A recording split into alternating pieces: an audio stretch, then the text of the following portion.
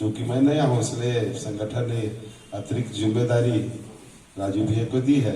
ऐसे वर्तमान जिलाध्यक्ष राजू सिंह जी और जी मंत्री भैया लखन देवांगन जी, मंच में विराजमान भारतीय जनता पार्टी के निवर्तमान जिलाध्यक्ष और के लिए मैं उपस्थित अतिथि को ब्रीफिंग के लिए आमंत्रित करता हूं। धन्यवाद।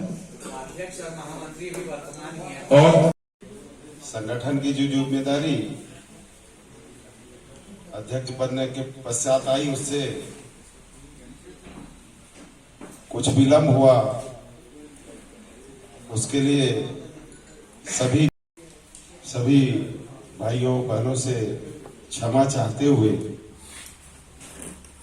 आज के इस प्रेस कॉन्फ्रेंस में हम सब आप सबसे कुछ अधिकतर लोगों तो पहचानता हूँ, अधिकतर लोगों का मीडिया के बंधुओं का मेरे को आशीर्वाद मिलता रहा है, लेकिन मीडिया जगत बड़ी है, उससे उद्देश्य से सबसे मोटा परिचय हो जाए और सबसे आग्रह करूं कि भारतीय जनता पार्टी को संगठन को भारतीय जनता पार्टी को कोरबा जिले में आगे बढ़ाने के लिए आप सबकी भी मदद की आवश्यकता है।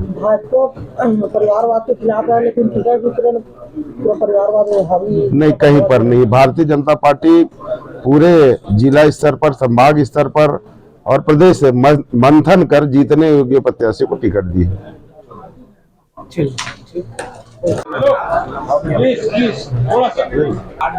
मंत्री जी, कल बीजेपी ने महापौर कैंडिडेट का घोषणा कर दिया 10 नगर निगम में। कोरबा में भी संजू देवी राजू, क्या उम्मीदें हैं 10 नगर निगम में? क्या रहेगा कोरबा का रिजल्ट? क्या लगे? 2 बार से कांग्रेस यहाँ पर महापौर है।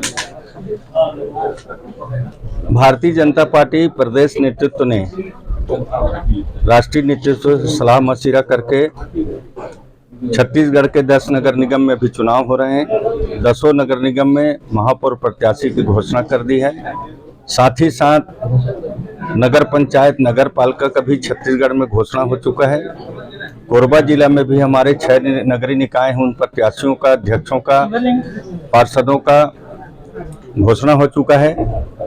और 10 साल से कांग्रेस के महापौर थे यहाँ पर, महापौर थे और 10 साल में नगर निगम को दुर्गति आप सब लोगों ने देखा है कि किस तरह से नगर निगम में दुर्गति हुई।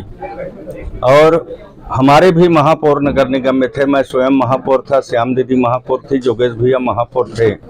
उस समय का विकास ही आज कोरबा नगर निगम में दिखता है और निश्चित तौर पर जनता समझ चुकी है कि भारतीय जनता पार्टी के नेतृत्व में ही विकास का काम आगे बढ़ेगा, योजना संचालित होगा, जनता की सही सेवा होगा। अब इस बार संजू देवी राजपूत को कोरबा नगर निगम से महापौर के प्रत्याशी घोषित हुई है। वो भी एक सामान्य परिवार की व्यक्ति है और वो भी झुग्गी झोपड़ी क्षेत्र में रहने वाली व्यक्ति है और निश्चित तौर पर भारतीय जनता पार्टी के ऊपर कोरबा की जनता फिर से विश्वास करेगी, छत्तीसगढ़ की जनता भारतीय जनता पार्टी के ऊपर विश्वास करेगी, क्योंकि माननीय विष्णुदेव साय जी ने जो मोदी के गारंटी को अल्प समय में पूरा करने में सफलता हासिल की है, सभी वादों को पूरा किया है, विकास के काम भी तेज गति से आगे बढ़े हैं और जो रुके हुए योजनाएं थे वो फिर से विष्णुदेव जी के नेतृत्व में योजनाएं प्रारंभ हुई है और देश के माननीय प्रधानमंत्री नरेंद्र मोदी जी के नेतृत्व में आज देश पूरा विकास कर रहा है। छत्तीसगढ़ भी विकास उनके आशीर्वाद से कर रहा है, गरीब कल्याण भी उनके द्वारा चलाए जा रहे हैं। सारी चीज को क्षेत्र की भाई बहन समझते हैं और निश्चित तौर पर भारतीय जनता पार्टी के ऊपर क्षेत्र की जनता आशीर्वाद देगी, छत्तीसगढ़ की जनता आशीर्वाद देगी। इसने लिस्ट भी जारी किया, कोरबा से उषा तिवारी कैंडिडेट बनाया है। उषा तिवारी ने एक बार बगावत कर लिया था महापौर की सीट को लेकर, अब उसको कांग्रेस ने प्रत्याशी बनाया है। क्या कहें, कितना कड़ा मुकाबला रहेगा और बीजेपी की रणनीति क्या होगी? देखिए, बीजेपी का रणनीति बड़े अच्छे ढंग से हम लोग चुनाव लड़ते हैं, हमारे पूरा संगठन साथ में लगते हैं। कल ही हमारे प्रत्याशी का घोषणा हुआ है।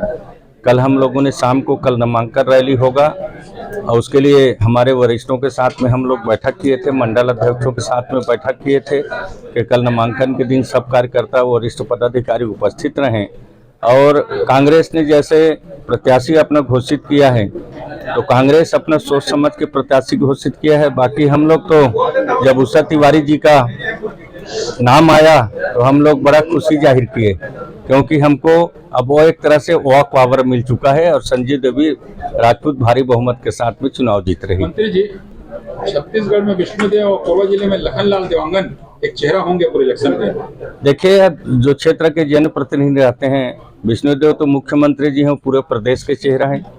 अब मैं कोरबा से विधायक हूँ तो एक चेहरा स्वाभाविक है, और मैं अकेला चेहरा नहीं हूँ, हमारे भारतीय जनता पार्टी के सभी वरिष्ठ नेतागण चेहरा रहेंगे और सब लोग के मार्गदर्शन में हम लोग चुनाव लड़ेंगे और निश्चित तौर पर हम लोग इस जीत को हासिल करेंगे। मतदान में 15 दिन से भी कम का वक्त बचा है, 11 तारीख को होना है, कि कब तक मैनिफेस्टो आ जाएगा, मुद्दे क्या रहेंगे?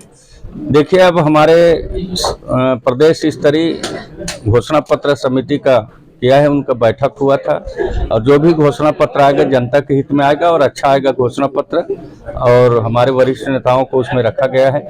20-22 लोगों की कमेटी बना है, सबका सुझाव होगा। ऑनलाइन जनता से भी सुझाव मांग रहे हैं कि किस तरह से हमारे